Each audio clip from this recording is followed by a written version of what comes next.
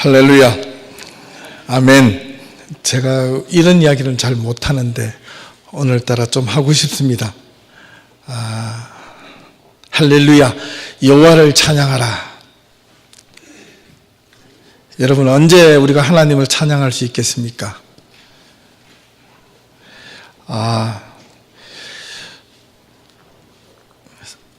기분 좋을 때는 다 할 수 있겠죠, 그죠?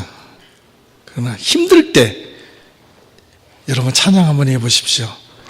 마음이 어느 순간 자기도 모르게 마음이 기뻐지는 걸 느낄 수 있을 겁니다. 할렐루야.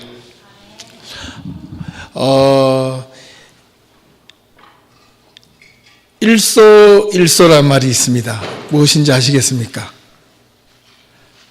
하루에 한 번 웃으면 한 번 젊어진다는 겁니다. 일소일소. 여러분, 어려울 때마다 여러분 삶 속에서 많이 즐기고 웃을 수 있기를 주님의 이름으로 부탁합니다. 힘들수록 웃으십시다. 어려울수록 그냥 때로는 좀 미친 척 하면서 허허허 이렇게 한번 웃어보시면 여러분 마음속에 잠시라도 답답한 마음들이 정말 사라질 줄 믿습니다. 오늘 본문이 들어있는 이 빌립보서는 사도 바울이 빌립보에 사는 모든 성도들에게 보내는 편지입니다. 빌립보 교회는 사도 바울이 두 번째 제2차 전도 여행을 하던 중 드로아에서 마게도냐 사람이 손짓하는 환상을 보고 유럽에 복음을 전하는 것이 하나님의 뜻임을 확신하고 빌립보로 건너가 그곳에 살고 있었던 자주장사 루디아와 그 다음 한 간수의 집안이 바울이 전한 예수의 복음을 듣고 변화를 받아 세운 교회입니다.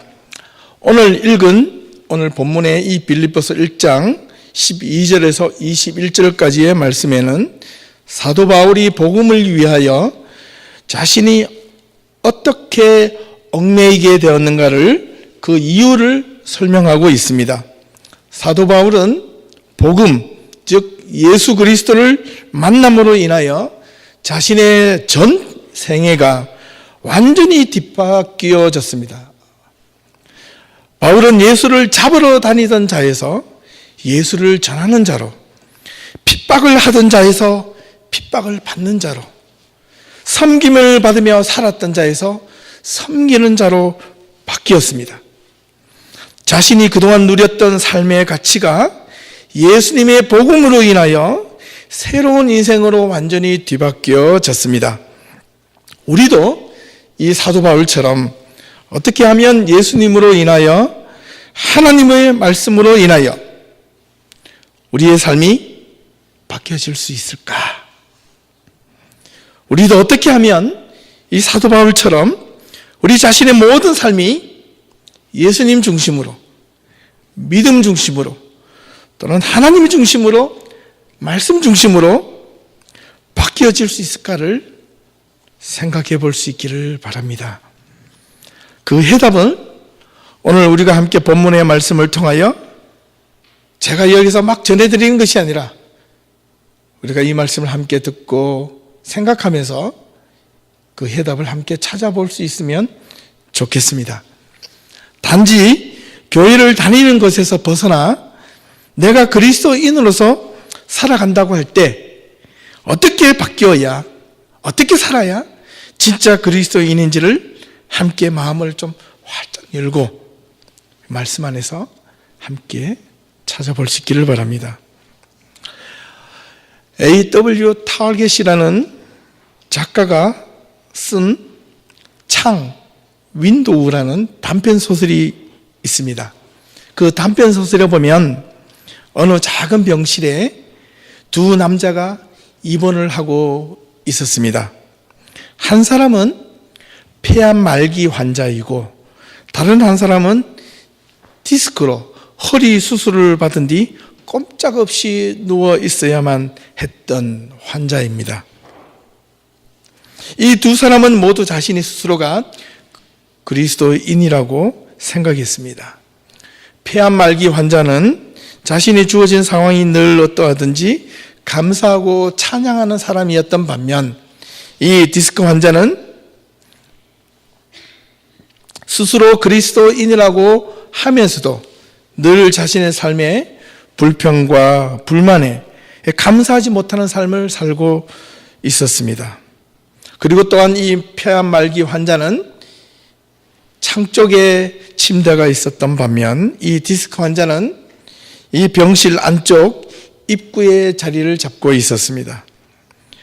이 디스크 환자는 창가 쪽에 폐암 말기 환자가 매일 아침마다 일어나서 창 쪽을 내다보며 이렇게 미소를 짓고 웃고 기뻐하는 모습을 보고 이 디스크 환자는 마음속으로 생각을 했습니다. 나는 지금 이 병실 안쪽에 꼼짝없이 누워 창밖을 내다볼 수 없는 그런 자리인데, 저 사람은 아마도 창밖을 내다보면 저렇게 아침마다 웃는 것은, 기뻐하는 것은 그 창밖의 멋진 야외의 풍경을 보고서 기뻐할 것이라, 이렇게 생각했습니다. 괜히 심술이 났습니다. 그리고 병실 안쪽에 꼼짝을 못하고 누워있는 자신의 처지를 생각하며 자신은 늘 언제나 자신의 삶에 불공평한 대우를 받고 있다고 생각했습니다. 그러던 어느 날 저녁입니다. 이 폐암 환자가 심한 기침을 하며 신음을 하자 옆에 누워있던 디스크 환자는 의사를 부르는 비상벨을 누를까 생각하다가 문득 이런 생각이 드는 겁니다. 야, 저 사람이 빨리 죽어야 내가 저 창가 침대에 가서 바깥을 좀 내다보며 좀 즐길 수 있지 않을까, 이런 생각이 든 겁니다. 그래서 그냥 모른 척하며 자는 척하고 내버려 두었습니다. 이튿날 동틀 무렵 그 폐암 환자는 숨을 거두고 말았습니다. 간호사는 홀로 있게 된 디스크 환자에게 혹시 원하면 다른 병실로 이동하고 싶으면 옮겨주겠다고 말했습니다. 그러나 디스크 환자는 아니라고 대답하며 저 창가로 나를 단지 옮겨달라고 부탁했습니다. 그는 마음속으로 이제 누워서 창밖에 있는 풍경들을, 아름다운 좋은 풍경들을 마음껏 바라보며 자신의 병이 나을 때까지 즐길 거라고 생각했습니다. 창가로 옮겨진 뒤 이 디스크 환자는 창밖을 내다보기 위해 자리를 일으켜 밖을 내다보는 순간 깜짝 놀랐습니다. 그 창밖에는 아름다운 풍경이 펼쳐져 있었던 것이 아니라 단지 회색으로 칠해진 높은 담벼락만 있었을 뿐이었습니다. 그제서야 이 디스크 환자는 폐암 말기 환자가 창밖을 내다보며 기뻐한 것이 자기 눈앞에 보여진 아름다운 풍경을 보았던 것이 아니라 그의 마음속에 간직하고 있었던 그 기쁨을 보았기 때문이었다는 것을 깨달았습니다. 그 말기 암 환자에게 기뻐할 수 없는 상황 속에서도 자신이 처한 상황은 언제 죽을지 모르는 그런 상황이었지만 매일매일 그는 자기 자신에게 주어진 상황에 기뻐할 수 있었던 진정한 기쁨은 다름 아닌 마음가짐이었습니다. 누구나 기뻐할 수 있는 상황이 주어진다면 그 상황이나 환경은 누구에게도 기쁨을 줄 수 있는 거지만, 그러나 기뻐할 수 없는 상황에서도 기뻐할 수 있는 것은 아무나 할 수 있는 것이 아닙니다.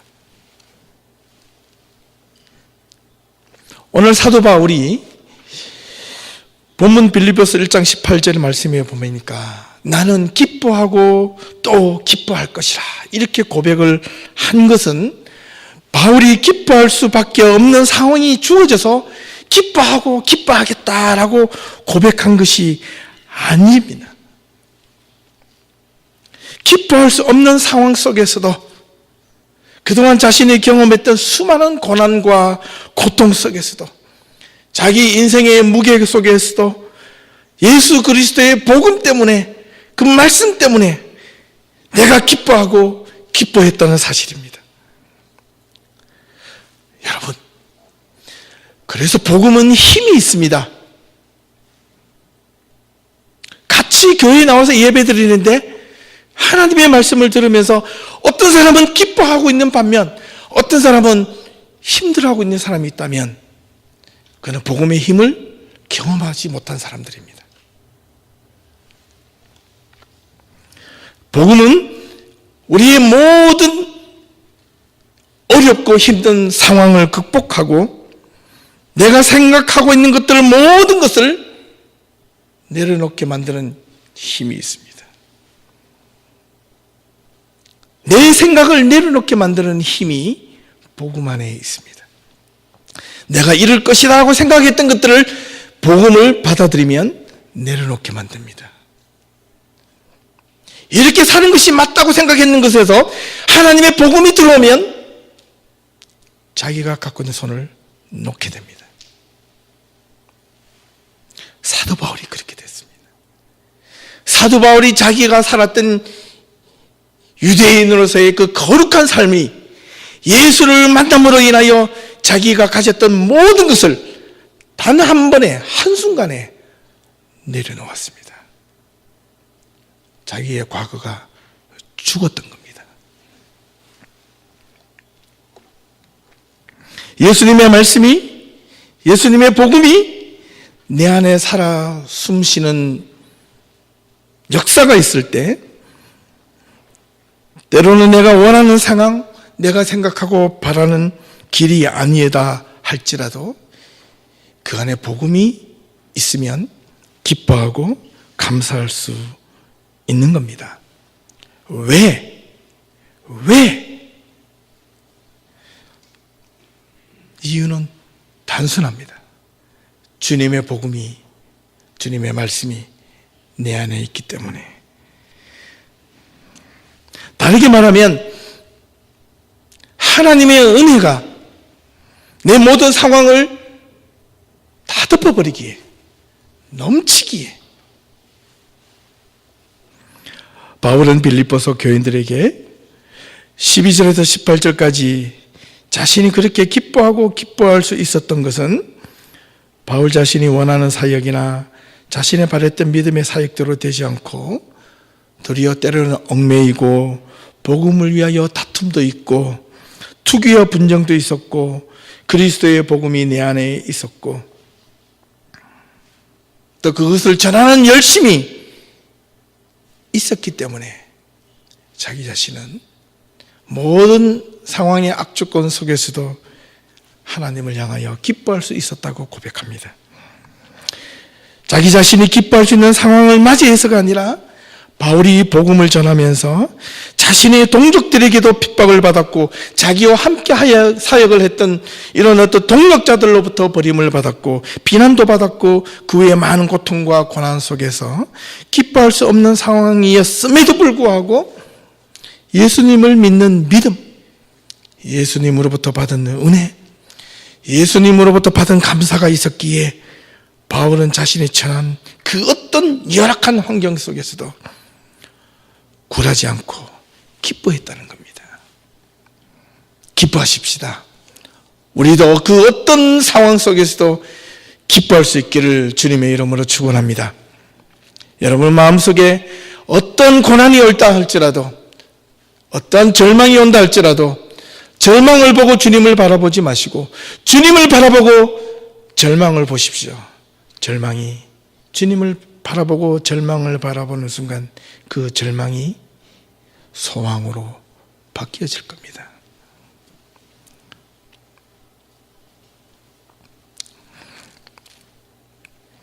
바울뿐만 아니라 14절을 보니 형제 중 다수라는 말이 나옵니다. 이는 바울에게서 신앙훈련과 말씀 교육을 철저하게 받은 자들이었습니다. 이들이 믿음이 성큼성큼 자라서 주 안에서 신뢰를 가지고 복음을 담대하게 전하는 자들이었다고 빌립보서는 기록하고 있습니다. 바울은 20절에서 21절 말씀에 바울의 간절한 소망과 염원이 담겨져 있는데 나의 간절한 기대와 소망을 따라 아무 일에든지 부끄러워하지 아니하고 지금도 전과 같이 온전히 담대하여 살든지 죽든지 내 몸에서 그리스도가 존귀하게 되게 하려 하나니 이는 내게 사는 것이 그리스도니 죽는 것도 유익함이라. 이렇게 고백했습니다. 죽는 것이 유익함이라. 어찌 사람이 죽는 것이 유익하단 말입니까? 살아야 되는데, 살아야 되잖아요. 그런데 왜 죽는 것이 유익하단 말입니까? 뭐가 죽어야 합니까? 뭐가 죽어야 유익한 것이 우리의 삶 속에서 일어날 수 있단 말입니까? 바울은 어떻게 죽어야 한다는 것을 깨달았습니다. 바울 자신이 죽어야 예수님이 살고, 바울 자신이 가졌던 욕심이 죽어야 하나님의 말씀이 살아난다는 것을 깨달았습니다. 바울 자신이 그동안 살아왔던 삶이 죽어야 예수 그리스도의 삶이 살아난다는 것을 깨달았습니다. 바울이 그동안 생각했던, 옳다고 생각했던 그 생각이 죽어야 하나님의 생각이 드러날 수 있다고 바울은 깨달은 겁니다. 갈라디아서 2장 20절 말씀에 이렇게 기록되어져 있습니다. 내가 그리스도와 함께 십자가에 못 박혀 죽었나니 그런즉 이제는 내가 산 것이 아니요 오직 내 안에 그리스도께서 사시는 것이라. 내가 육체 가운데 사는 것은 나를 사랑하사 나를 위하여 자기 몸을 버리신 하나님의 아들을 믿는 믿음 안에서 사는 것이라 하였습니다. 바울은 깨달은 겁니다. 깨달았습니다.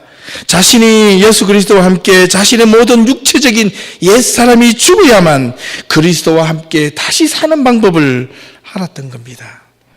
그래야 그가 그동안 가졌던 모든 세상의 권력들, 생각들, 그동안 그가 하려고 했던 모든 열정적인 사역들까지도, 이것이 하나님의 일이라고 믿었던 모든 것까지도 예수 그리스도가 빠진 사역, 예수님의 말씀이 빠져버린 사역, 예수님의 정신이 빠져버린 자기의 열심, 자기의 봉사, 자기의 헌신, 자기의 열정은 아무런 소용이 없었던 것을 바울은 깨달은 겁니다. 그래서 바울은 자기가 모든 것을 내려놓아야 한다는 것을 죽어야 한다고 표현한 것입니다. 예수 그리스도를 위하여, 예수님의 복음을 위하여, 예수님의 말씀을 위하여 내가 살고 있는, 내가 또 죽는 것이, 사는 것이, 그것이 은혜라는 겁니다. 그래야 내가 진정한 기쁨을 얻을 수 있다고 바울은 몸으로 경험하였고, 또 그렇게 수많은 교회들에게 그렇게 살라라고 외쳤던 것입니다. 평생 별세의 신앙이라는 것을 외치며 복음을 전하다가 하나님의 품으로 돌아가신 한국의 이중표 목사님이란 분이 계셨습니다. 그 목사님은 평생 목회하시면서 세상에 살면서 자신의 모든 것을 버리고 죽음으로써 하나님의 은혜를 얻을 수 있다는 것을 선포하시며 목회하셨던 분이셨습니다. 이 목사님께서 쓰셨던 별세의 은혜라는 신앙 칼럼 속에 있는 내용의 일부입니다. 별세란 말을 알죠. 어른들 향하여 어떻게 돌아가셨다, 별세하셨다, 이런 뜻입니다. 교회에서 직분을 맡거나 지위가 있을수록 은혜를 받지 못하고 오히려 가지고 있던 은혜마저도 잘못하면 잃어버리게 될 수도 있습니다. 하나님은 성도들에게 직분을 주실 때 단지 일을 잘 하라고 세운 것이 아니라 그 직분을 통하여 당신이 보다 더 큰 하나님의 은혜를 받기를 원한다는 사실을 잊지 마시기 바랍니다. 은혜 중에 최고의 은혜는 자기를 죽이는 별세의 은혜입니다. 이 은혜를 받기에 전심으로 힘을 쓰십시오. 자기를 죽이는 은혜, 자신의 욕망, 자신이 드러내려는 욕심, 자기가 아니면 안 된다는 헛된 이기심, 하나님의 모든 말씀 앞에서, 말씀 안에서 내려놓아야 한다는 목사님의 말씀이었습니다. 이 별세의 은혜를 받기 위하여 우리의 상황에도 맞지 않는 것임에도 불구하고 우리 신앙 안에서 기뻐하기 위하여 우리 안에 있는 우리의 모든 것 또는 내가 하려고 하는 모든 것을 내려놓고 예수님의 복음 안으로, 말씀 안으로 깊이 들어와야 합니다. 하나님의 말씀 속으로 더 깊이 들어올 때 우리는 우리 자신의 그릇된 옛사람이 죽고 온전히 십자가의 은혜로 주님의 십자가에서 죽으시고 모든 사람을 살리신 것처럼 우리도 십자가 아래에서 오직 하나님의 은혜를 사모하고 하나님의 말씀을 사모하는 것 외에 그 모든 것을 십자가에 나의 모든 것을 내려놓고 죽일 때 어떤 상황 속에서도, 모든 상황 속에서도 주님이 함께 하시기에, 주님의 말씀이 함께 하시기에 우리는 기뻐하고 기뻐할 수 있는 겁니다. 이것이 복음입니다. 이것이 은혜입니다. 이것이 감사입니다. 이것이 구원의 길입니다. 요즘 젊은 엄마들은 이렇게 보니까 다는 아닌데요, 이 자녀를 키울 때 대부분 이 모유 수유를 잘 하지 않는다고 합니다. 이유는 단순하더라고요. 보니까 아시죠? 이 몸이 망가질까 봐, 이 S라인을 유지하고 싶어서. 자신의 그 산모가 건강관리를 하는 것은 나쁜 것은 아니지만 자기가 전심을 다하여 고생하며 낳은 아이를 돌보지도 않고 자기 몸만 관리한다면 그것은 여자일지는 몰라도 엄마라는 이름의 자격이 없습니다. 모유라는 말은 어미 모자 전유자로 엄마의 몸에서 흘러나오는 젖을 먹이는 것인데, 단지 엄마의 젖만을 먹이는 것이 아니라 엄마의 몸에서 가장 좋은 것을 자녀에게 주는 완벽한 것을 먹이는 겁니다. 엄마의 젖을 문다는 것은 엄마의 젖을 먹는 것뿐만이 아니라 엄마의 사랑을 먹고 엄마의 희생을 먹고 엄마의 눈물과 고통과 섬김을 먹는 겁니다. 엄마가 자기 아이에게 젖을 물려내는 순간 엄마는 여자이기를 포기하고 엄마라서 다시 태어나는 겁니다. 자녀를 위해 자신의 모든 것을 내려주는 희생의 사랑의 완성인 겁니다.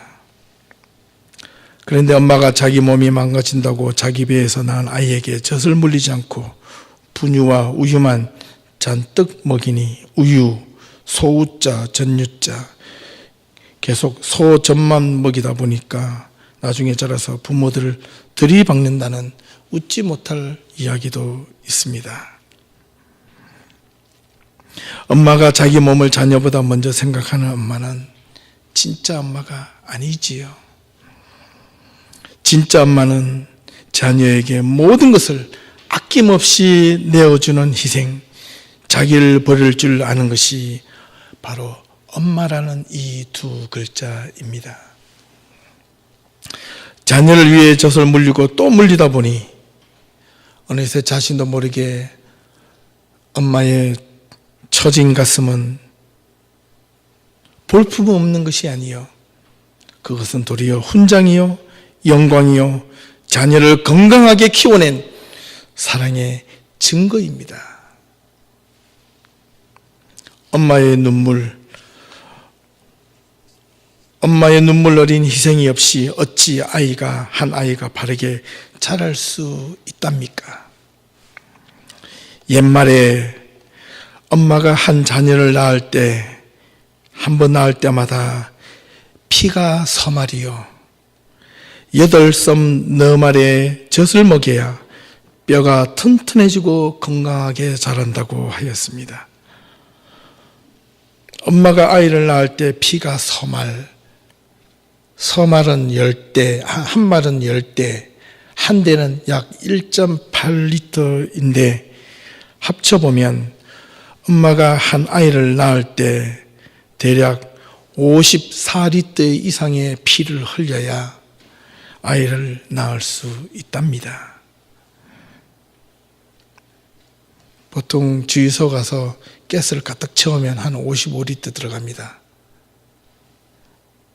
여러분 1리터 병이 55개가 있어야 돼요. 엄마의 피가 그렇게 흘려야 된다는 거예요. 한 아이가 건강하게 자랄 때까지 엄마의 젖을 8섬 너말이 되어야 아이가 건강하게 자란답니다. 이 8섬은 한 섬은 10마리입니다. 한 섬이 약 180리터입니다. 1리터짜리 180개 이렇게 하면 이해가 되시겠죠. 500ml짜리 360개.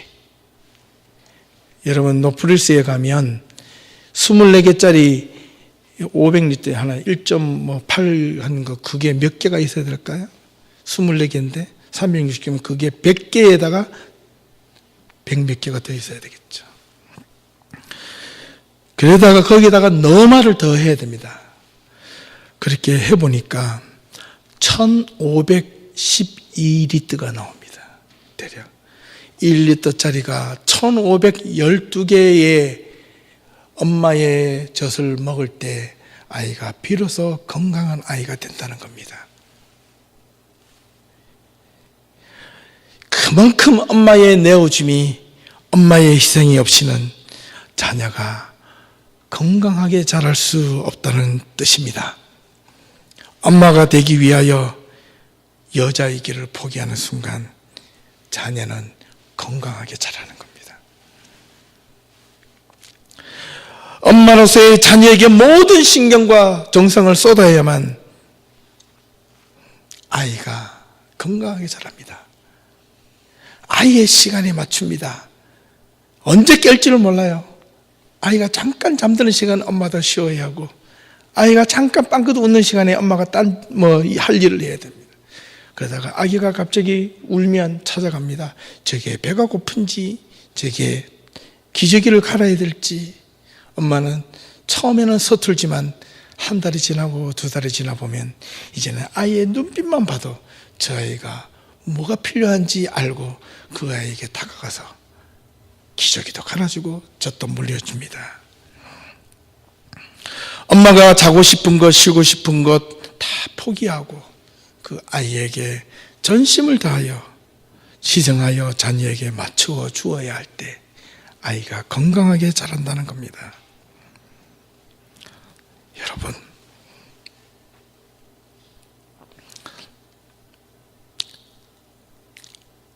한 교회의 한 성도, 한 교인이 처음에 교회에 나와서 교회 등록을 하고 예수를 믿고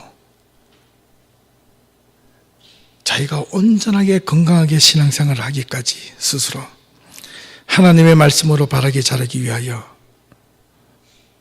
그 사람을 위하여 섬기는 목회자나 또는 교회 리더들이나 교회 직분자들이 얼마나 많은 눈물과 헌신이 있어야 하나님의 사람으로 바르게 거듭날 수 있을까요?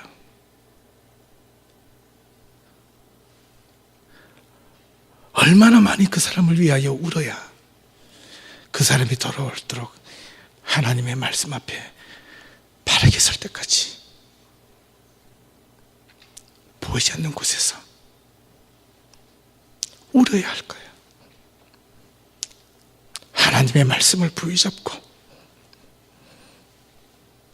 끝까지 그 사람을 위해서 기도해야만 되는 그런 교회 지도자들이 얼마나 있어야 할까요?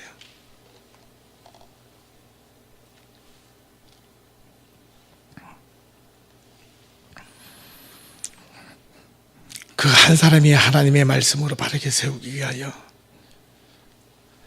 목회자나 교회 지도자나 교회 리더들은 자신이 하고 싶은 것, 자신이 먹고 싶은 것, 자신이 누리고 싶은 것 포기하고 그 사람을 위하여 기도하고 기도하며 말씀으로 준비하고 또 준비하고, 행여 그 사람이 잘못된 길로 갈까봐 때로는 채찍을 하기도 하고, 때로는 그 사람을 위하여 너털 웃음을 짓기도 하고, 때로는 그 사람과 만나서 밥을 사 먹기도 하고, 오만 가지 일을 합니다. 얼마를 더 해야 그 사람이 하나님의 사람으로 홀로 거듭나서 나중에 그 사람이 또 다른 자기를 찾아오는 새로운 가족들에게 보고 듣고 배운 것을 가르칠 수 있을까요?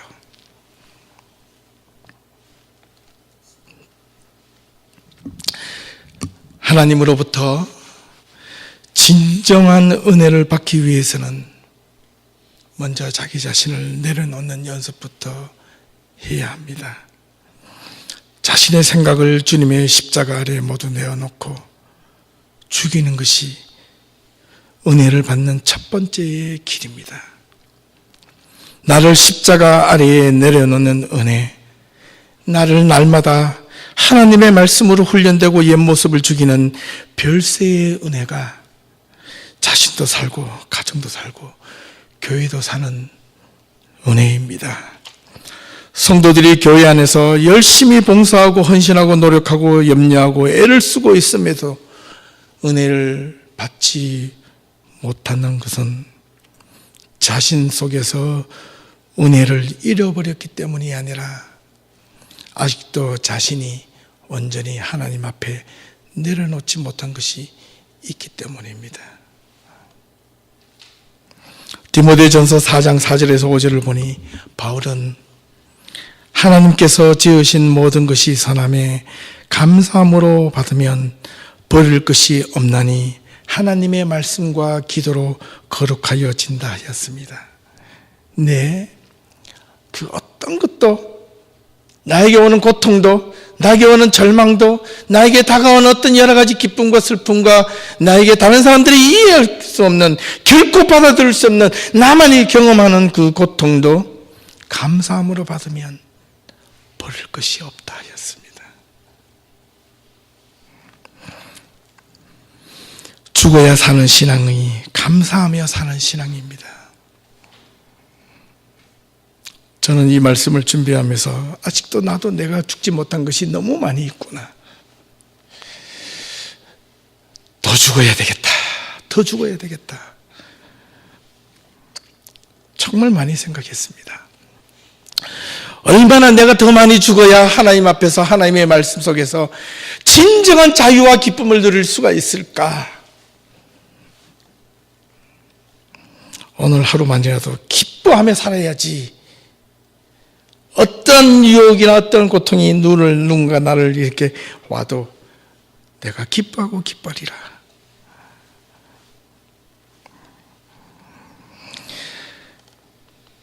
내가 아직도 여전히 감사하지 못하고 은혜를 받지 못하면 아직도 내 안에 내가 살아있다는 증거요. 하나님의 복음을 위하여 함께 협력하지 못하고 힘을 모으지 못하고 하나가 되지 못하며 섬김의 참된 자리에, 은혜의 자리에 나와 말씀을 듣고 배우며 기도하는 자리에 나오지 못했기 때문이라는 것을.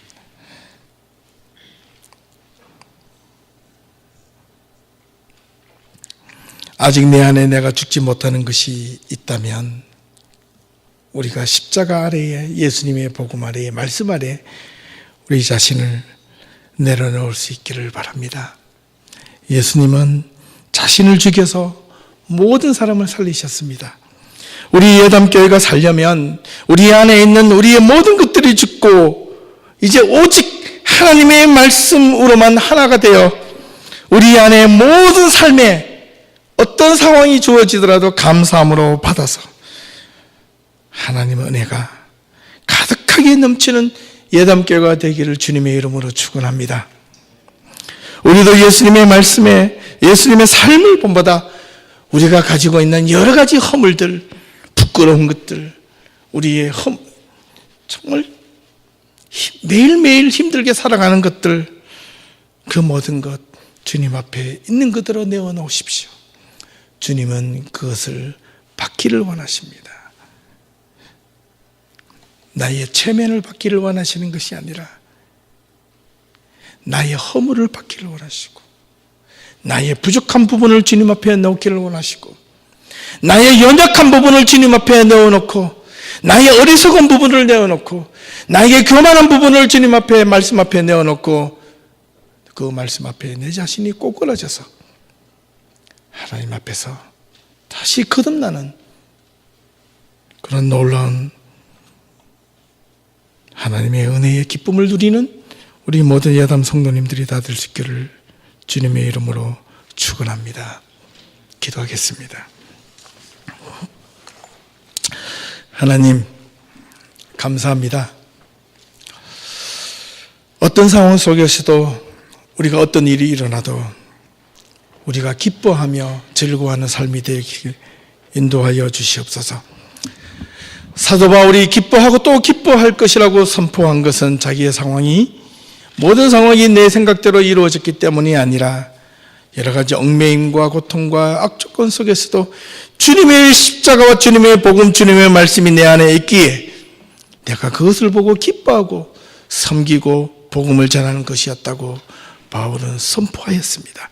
이 모습을 보고 우리도 우리의 삶 속에서 우리 예감교회 모든 성도들은 하나님을 향한 말씀이 우리 안에 삶 속에 살아서 기쁨이 되고 은혜가 되고 삶의 힘이 되고 삶의 토대가 될 수 있도록 인도하여 주시고 지켜주시고, 또 다가오는 이번 한 주일 동안 하나님 기쁨으로 우리가 살아갈 수 있도록 저희들 말씀 안으로 이끌어 주시옵소서.